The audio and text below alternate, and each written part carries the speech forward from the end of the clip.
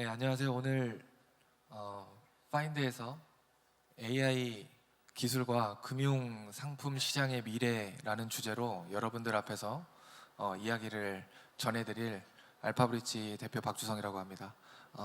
오늘 좋은 자리 마련해 주신 주최자분들께 감사드리고 바로 시작하도록 하겠습니다. 네, 저희 회사가 조금 생소한 부분이 있어서 간략히 저희 회사 소개해드리고 저를 말씀드리겠습니다. 저는 알파브릿지 대표 박주성이라고 하고요. 알파브릿지는 AI 기술 기반의 핀테크 회사입니다. 그래서 자산운용사의 금융상품을 AI 기반으로 솔루션 제공하고, 그리고 증권사에는 요새 커스텀하거나 차별화된 AI 투자 서비스에 대한 니즈가 많은데 증권사에 AI 투자 서비스를 공급하는 그런 솔루션 회사입니다. 네. 오늘 제가 AI 기술과 금융상품 시장의 미래라는 주제로 여러분들에게 말씀을 전하기에 앞서서 먼저 금융의 본질은 무엇이고 그 금융이 하고 있는 역할에 대한 것들을 한번 짚고, 그리고 어떤 것이 금융의 발전이라고 규정할 수 있는지를 다뤄보는 것이 좋을 것 같아서 먼저 이야기를 나눠보고 싶습니다. 금융은 현재 경제, 특히나 자본주의 시스템에서 자본의 이동을 돕고, 그리고 많은 사람들이 자본을 좀 더 효율적으로 활용할 수 있도록 돕는 굉장히 핵심적인 인프라입니다. 그런 측면에서 금융의 발전을 저는 세 가지 관점으로 한번 정의를 내려보았는데요. 먼저 조금 더 자본을 더 효율적인 곳으로 이동시킬 수 있게 하는 것, 그것을 금융의 발전의 한 축으로 볼 수 있을 것이다. 그리고 두 번째로 자본을 좀 더 효율적으로 관리해서 자신의 자산이나 자본을 더 리스크적으로, 안정적으로, 그리고 체계적으로 계획하에 관리할 수 있도록 돕는 것, 리스크 관리의 정밀화가 고도화되는 것, 이 부분이 두 번째 측면이라고 볼 수 있을 거라고 생각합니다. 그리고 세 번째는 이러한 금융 시스템이 더 많은 사람들에게 더 쉽고 빠르고 더 저렴하게 제공되는 것, 이것이 금융이라는 인프라가 발전되는 것을 설명할 수 있는 세 가지 포인트가 아닐까, 이렇게 생각해 봤습니다. 네, 그래서 이제 한번 과거에서부터 금융은 오래전부터 이제 존재했었는데요. 주식회사가 생겨나고 현재에 이르기까지 조금 기간을 나눠서 바라본다면 17세기부터 19세기, 그러니까 전통적으로 금융시장이나 현재 금융시장 그리고 자본시장이 발전되는 과정에서는 이제 제도적인 완성도, 그리고 국가와 금융기관 중심의 어떤 주도적인 세팅, 이런 것들이 완성도가 높아가면서 금융의 앞서 말한 기능들이, 그리고 본질적 기능들, 역할이 확대되는 금융의 발전이 이루어졌다. 저는 그렇게 바라보고 있습니다. 그 당시에는 시장을 주도하고 금융의 발전을 주도하는 주체가 앞서 말한 국가나 그리고 금융기관, 그리고 거대 자본가, 이런 쪽에 치우쳐져 있어서 공급자 중심의 발전 주도가 있었다라고 볼 수 있을 것 같고, 그 안에서 또 금융상품이라는 자본을 이동시키는 그 비이클, 수단은 주로 전문가나 주요 집단, 그리고 국가 제도에 의해서 이루어졌다라고 판단 내릴 수 있는 특징이 있습니다. 그래서 이제 예시로 핵심 인프라 같은 경우 이제 거래소라든가, 그리고 감독기관, 그리고 은행, 주식회사, 거래소, 이런 것들이, 그리고 청산소, 이런 것들이 이제 생겨나는 것들의 기본 베이스들이 이때 일어났다라고 보시면 될 것 같고요. 근데 20세기 이후로 이제 IT 기술, 디지털 시대가 확산되면서 조금 금융이 발전되는 형태가 달라지고 있다. 저는 그렇게 보고 있습니다. 20세기 이후에는 IT 기술이라든가 플랫폼, 그리고 소비자라는 금융시장의 주체와 핵심 요체가 조금은 변경되고 있다. 이렇게 설명드릴 수 있을 것 같고, 그래서 이 발전의 시장을 주도하는 주체가 공급자 중심에서 이제 수요자 중심으로 바뀌고 있는 것이 아닌가, 이렇게 해석을 해보고 있습니다. 그리고 금융 상품이라는 부분 역시도 과거에 이제 전문가 위주에서 지금은 고객 중심, 소비자 중심으로 바뀌어가고 있다. 이러한 중요한 특징들이 관찰되고 있는 시기를 맞이했다라고 보고 있습니다. 그래서 핵심적인 인프라는 기본적으로 세팅돼 있었던 법제화된 기구, 기관들을 바탕으로 해서 이제는 온라인 플랫폼, 빅데이터, AI라는 전산, 디지털 인프라들을 활용한 그런 인프라 확장이 더 빠르게 일어나는 시대로 바뀌었다 이렇게 보고 있습니다. 그래서 옆에 그 그래프를 보면 계속해서 금융은 발전을 하고 있습니다. 근데 이제 제도의 발전을 통해서 리니어하게 올라가는 부분이 IT 시대를 맞이해서 금융의 3대 핵심 기능, 제가 정의했던 부분들은 굉장히 과거에서 보여줬던 그런 리니어한 모습에서 굉장히 기하급수적으로 올라가는 모습으로 바뀌지 않을까 그렇게 생각을 하고 있습니다. 그래서 최근 금융시장의 주요 변화들을 조금 정리해 봤는데요. 여러분들도 트렌드에 대해서는 많이 알고 있을 거니까 다 공감이 되실 것 같습니다. 20세기 이후 그리고 21세기에서 더 가속화되고 있는 현재의 주요 변화는 인터넷 금융 환경과 디지털 세상은 그 영역에 대한 제한이었기 때문에 굉장히 빠르고 거대하게 확대되고 있습니다. 그리고 디지털 기기라는 것들이 보편화되면서 개인화된 니즈에 대한 표출과 서비스에 대한 이용 접근성이 굉장히 빨라지고 있습니다. 그리고 금융이라는 것은 자신의 자산을 지키고 그리고 보안적으로 굉장히 많이 안심을 주어야 된다라는 신뢰 기반의 산업이기 때문에 IT 보안 환경이라는 것이 굉장히 중요한데요. 기술이 발전됨에 따라서 IT 보안 환경 역시도 극복되어 가면서 디지털 환경, 온라인 시대 그리고 다양한 그 디지털 기기를 통해서 비대면 온라인 상태에서 금융 활동을 할 수 있는 환경들이 굉장히 빠르게 갖추어지고 있다. 그리고 인공지능이라는 굉장히 많은 데이터를 소화할 수 있는 기술, 그 데이터 속에서 어떤 추론을 해내고 우리에게 무언가의 결과물들을 빠르게 뽑아줄 수 있는 이 인공지능 기술이 급속도로 발전되면서 서비스의 양과 질은 엄청나게 빨라지고 있는 시대를 맞이하고 있다라고 말씀드릴 수 있습니다. 그래서 이런 환경 속에서 금융회사나 개인들은 업무 효율성 향상, 그리고 서비스 이용에 대한 편의성 향상, 그리고 서비스에 대한 고객 피드백 반영 속도, 이런 것들이 굉장히 빨라지고 있는 시대를 맞이하고 있다. 이렇게 저는 정의를 내릴 수 있다고 봅니다. 그래서 금융기관에 종사하고 있는 CEO들을 대상으로 설문조사를 한 내용인데요. 간략히 살펴보면 로보어드바이저 투자 자문, 그리고 업무 자동화, 그리고 빅데이터 서비스 활용, 마이데이터, 그리고 고객 응대 부분, 컴플라이언스 부분, 자금 세탁 방지, 뭐 여러 분야에서 AI를 활용하겠다는 아이디어들이 지금 금융회사와 관련 기관들을 통해서 나오고 있습니다. 그래서 미국의 시장 적용 사례와 유사하게 조금 국내를 특징적으로 보면 로보어드바이저와 투자 자문, 자산 관리, 챗봇, 그리고 AI 리서치, 이런 부분에서 선도적인 변화가 일단은 일어나고 있고, 그 이후로도 그 영역은 계속 확장될 것이라고 전망할 수 있습니다. 최근 주요 변화를 조금 더 다른 관점으로 바라보면 이제 현상적으로 나오고 있는 모습들입니다. 비대면 금융 플랫폼은 지속적으로 확장을 하고 있습니다. 그리고 개인정보 기반의 서비스, 개인화된 서비스를 출시가 되고 또 그걸 이용할 수 있는 환경들이 갖추어지고 있습니다.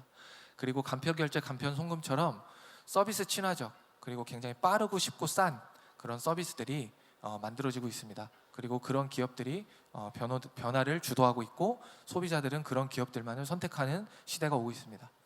그리고 AI 및 자동화 기술이라는 부분, 앞서 말했던 그런 AI를 활용할 수 있는 아이디어들을 실제로 서비스에 접목해서 출시되는 속도가 굉장히 빨라지고 있다. 그래서 금융생활 전반에 걸쳐서 효용을 제공하는 공간으로 금융 서비스들이 진화하고 있는 현상들을 우리는 관측할 수 있다. 그렇게 말씀드릴 수 있습니다. 앞서 말한 이런 인프라의 변화, 금융 환경의 변화는 제가 지금 말하려고 하는 주제, 금융상품 시장에 어떤 영향을 미쳤냐면요, 고객 요구의 변화를 일으킵니다. 정보가 굉장히 빠르게 유통되고, 개인 투자자들도 투자를 하기 위해서 얻을 수 있는 정보의 양이 많아지고, 그것들로 소통할 수 있는 공간들이 많아지고 있습니다. 정보의 비대칭성이라고 하는 과거에 굉장히 그 개인들이 투자하기 어려웠었던 부분들이 해소되면서 투자자들이 적극적으로 투자 활동에 참여하게 되었고, 트렌디한 상품에 대한 신속한 출시를 요구하는 부분들이 온라인이나 이런 걸 통해서 금융 상품 생산자들에게도 전달되고 소비자들 간에도 소통이 되는 그런 시대가 왔습니다. 그래서 차별화된 금융 상품에 대한 수요와 다양성 등이 시장에서 발견이 될 수 있는 환경으로 굉장히 노출이 많이 되고 있다. 그리고 시장 제도적 환경 변화. 저는 이걸 얘기하면서 ETF 시장의 확장에 대한 것들을 좀 예시로 간략히 설명을 드리고 싶은데요.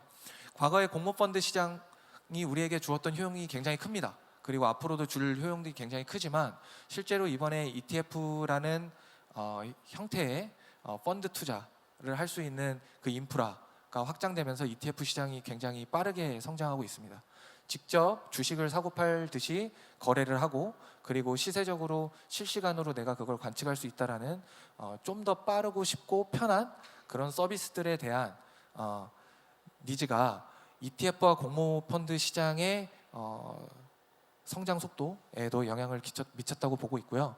이런 제도적인 게 받쳐지다 보니까 결론적으로는 내가 투자하고 싶은 상품의 컨셉이 빨리 금융상품으로 나오고 내가 그걸 투자하고 싶다라는 요구가 시장에 더 강력하게 어필되고 있는 환경이 조성되고 있다라고 말씀드릴 수 있습니다.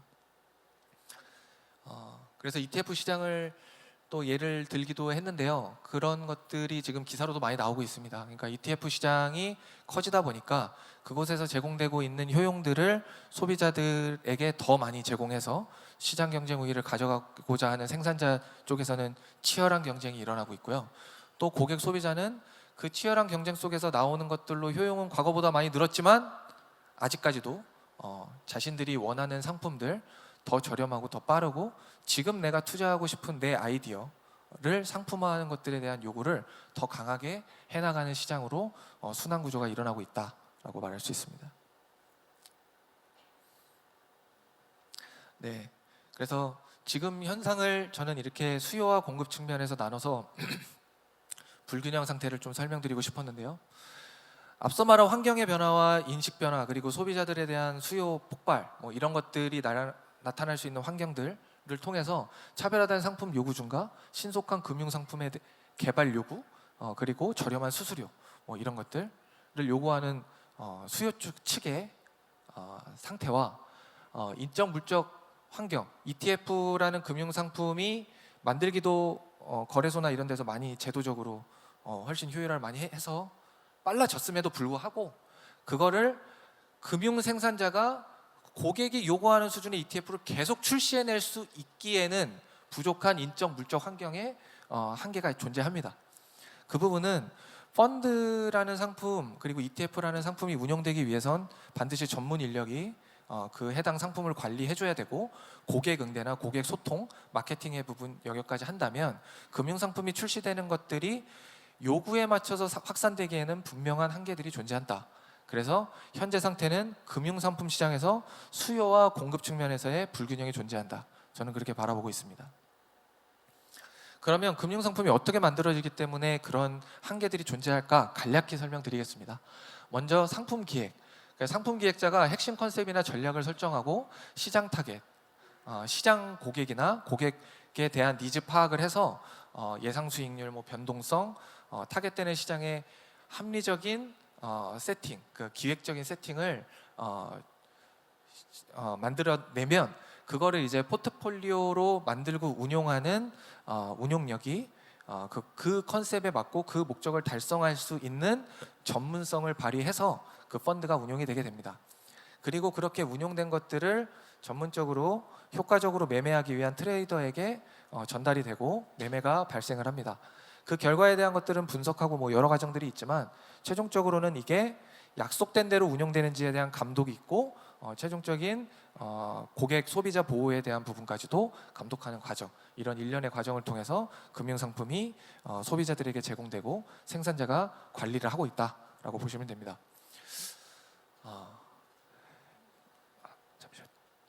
그래서 이제 제가 이 과정 중에서 금융상품이 만들어지는 이 공급 불균형, 그러니까 공급 한계에 대한 부분을 해소할 수 있는 포인트들은 모든 파트에서 날 수 있다라고 저는 생각을 합니다. 상품 기획적인 부분에서도 현재 AI 툴이라든가 투자 아이디어를 실제로 포트폴리오를 만들기 위해서 어떤 기획이 필요한지 AI에 대한 에이전트를 이용해서 충분히 가능한 시대가 오고 있다고 보고 있고요.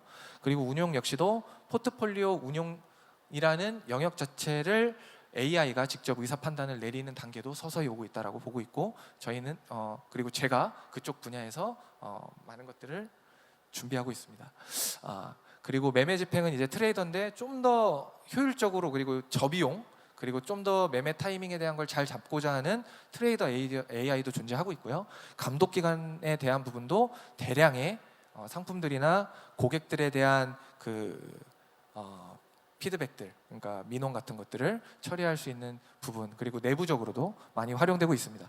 근데 그 한계를 극복하기 위해서 가장 집약적이고 반드시 해소돼야 되는 부분은 저는 포트폴리오 운영 쪽에 있다라고 보고 있는데요. 그 부분에 대한 것들이 어떻게 진행되는지를 간략히 또 설명을 드려보겠습니다. 포트폴리오라는 것은 이제 기획적인 게 설정이 되면 그 기획에 타당한 유니버스라는 것, 투자 후보군을 압축을 합니다. 그리고 그 압축된 것에서 투자 목적을 달성할 수 있는 종목들을 선정하는 과정을 거치게 되고요. 그리고 그 종목별로 어떤 비중을 배분할 것인지에 대한 의사결정을 통해서 매매를 해야 되는 판단을 매일매일 내립니다.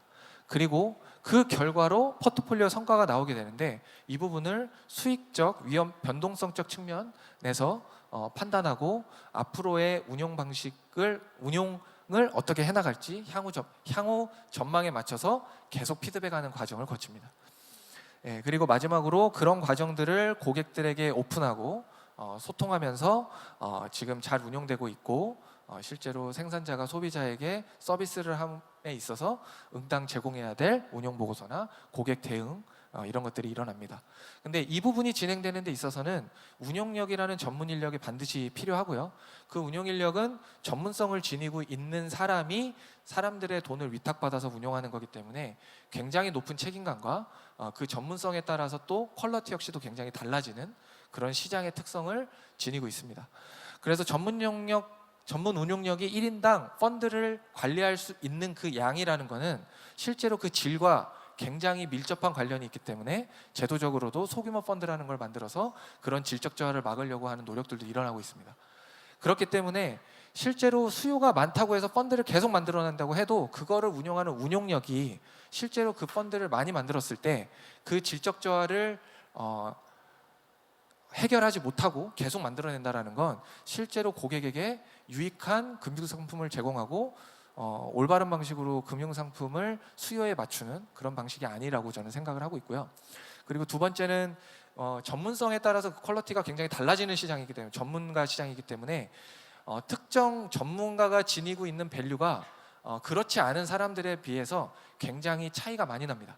그래서 전문 운영력, 만약에 ETF 상품을 굉장히 잘 운영하거나 아니면 특화된 상품을 만들어낸 이력이 있는 사람들은 시장에서 굉장히 높은 값을 인플레이션을 일으켜서 이직을 데리고 가려고 하는 부분들도 많이 생기기 때문에 포트폴리오는 처음에 만들어졌을 때 그 운용력에 대한 전문성을 믿고 투자하는 부분도 있지만 그 상품에 대한 퀄리티가 이직을 통해서 바뀌는 경우도 굉장히 많은 어떤 구조적인 그런 특성들을 많이 갖고 있습니다. 그래서 내가 처음에 투자한 상품의 운용력의 전문성이 이직을 통해서도 많이 바뀌고, 그걸 통해서 계속해서 비용적으로도 올라가는 이런 세 가지 측면의 한계들을 이렇게 본질적으로 갖고 있는 현재 상태다. 그렇습니다. 그래서 정리하자면 운용력 1인당 커버리지라는 것들이 한계가 있을 수밖에 없고, 그리고 운용력들에 대한 이직은 현상적으로도 굉장히 잦고요.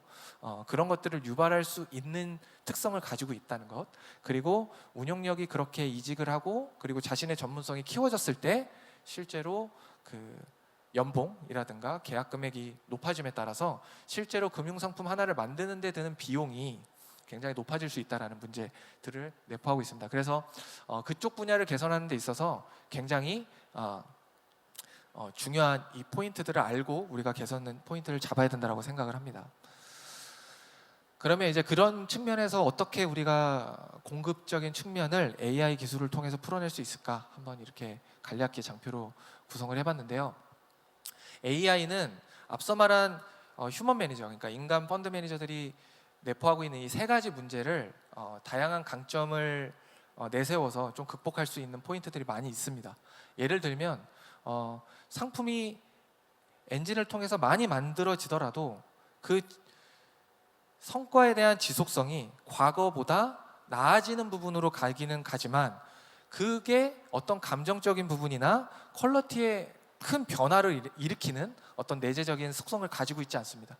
그래서 규모적으로 늘어나더라도 실제로 그것들을 수용할 수 있는 수용력이나 그렇게 만들어진 금융상품에 대한 일관성이 굉장히 높게 할 수 있다는 특성을 가지고 있고요. 그리고 아무리 많아지더라도 그 특성에 맞는 데이터들을 다 수용할 수 있는 방대한 데이터 처리 능력을 가지고 있습니다. 그리고 사람과는 다른 어떤 다양한 측면들인데요. 이제 모니터링이 24시간 가능하고 또 그러니까 데이터의 즉시성이 빠르다는 겁니다. 그리고 다양한 투자 전략 실행이 가능하고 신속한 대응력이 있다. 이런 부분의 AI의 특성들이 결국에는 포트폴리오의 공급 부족 현상을 해소할 수 있는 다양한 측면에서의 강점을 가지고 있을 수 있다라고 바라볼 수 있지 않을까 이렇게 저는 말씀드릴 수 있습니다. 네, 그렇게 해서 지금 AI 펀드 매니저와 인건 펀드 매니저를 약간 지금 현재 공급 부족 현상에 대한 것들을 사람이 운영하기 때문에 생기는 본질적인 구조가 있다라고 말씀드렸는데 저는 이게 AI가 무조건 강점이 있다라고 말씀드리는 부분은 아닙니다.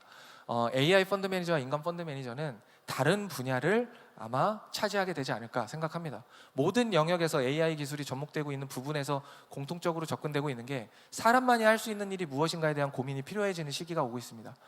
펀드나 투자 시장에서도 역시 미래를 내다보고 멀리 내다보고 작은 단초에서도 더 많은 가능성을 품어낼 수 있고 창의적인 발상을 통해서 투자 기회를 포착할 수 있는 부분은 사람에게 더 큰 가능성이 존재합니다.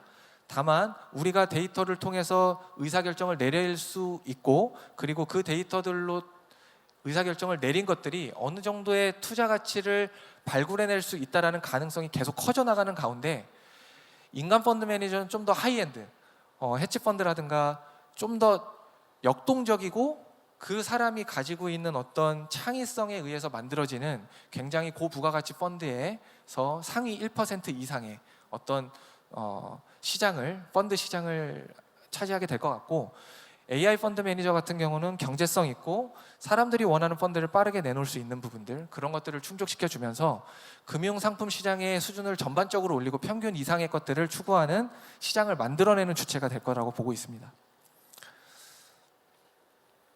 네, 마지막으로 이제 금융상품 시장의 그러면 생성에 대한 부분들의 공급 부족을 제가 포커스로 말했는데요. 그 다음에 대한 것들을 화두로 간단히 던지고 이 발표를 마치도록 하겠습니다.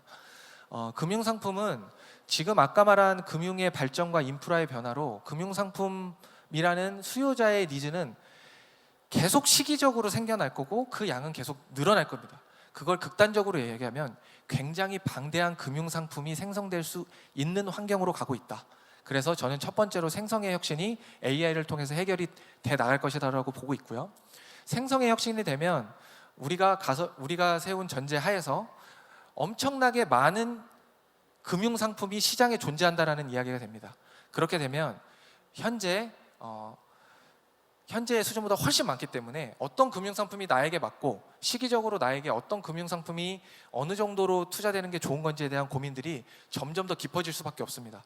그 정보의 양이 많아지기 때문이죠. 그렇게 되면 검색의 혁신이 일어날 수밖에 없다라고 생각을 하고 있습니다. 이번에 혁신금융 서비스에서 펀드 상품의 비교 추천을 할 수 있는 혁신금융 서비스가 얼마 전에 통과됐습니다. 그런 부분들이 지금 말하는 이런 혁신의 흐름에 있다고 저는 생각을 하고 있고요. 그 부분에 이제 알파브릿지도 혁신금융 서비스로 들어가서 참여를 해서 승인을 받았고요. 대한민국 대표 포털 그리고 대표 그 유니콘 인터넷 뱅킹 회사도 같이 참여해서 해당 그 검색 부분에 대한 혁신금융 서비스를 인증받은 그 심사를 통과한 상태입니다. 그래서 검색을 통해서 이제 많은 금융 상품에서 나에게 맞는 게 무엇인지를 찾아내는 부분에서 AI가 접목이 돼서 혁신이 일어날 거라고 보고 있고 이어서 그 중에서 무엇이 가장 좋은 것인지를 선택해 주는 부분까지도 확장되는 흐름을 이어갈 거라고 전망을 할 수 있습니다. 그래서 지금 혁신금융 서비스 이런 것들에서 볼 수 있듯이 제도적인 부분에서 업계적인 부분에서도 미래를 준비하기 위해서 저희 그 한국에 있는 많은 스타트업들과 그리고 그 금융감독원, 금융위원회에서 많이 노력하고 있는 것 같습니다.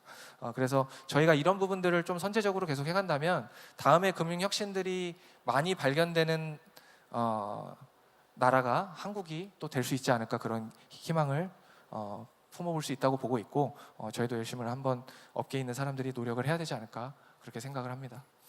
네, 조금 넘게 시간 정해진 것보다 좀 많이 했는데요. 여러분들에게 제가 생각하는 부분들이 조금 도움이 되었으면 좋겠고 앞으로 AI를 통해서 금융 상품 시장 그리고 더 나아가서 금융 시장이 많은 혁신들이 일어날 수 있는 것들을 저희가 관측할 수 있게 되면 좋겠다.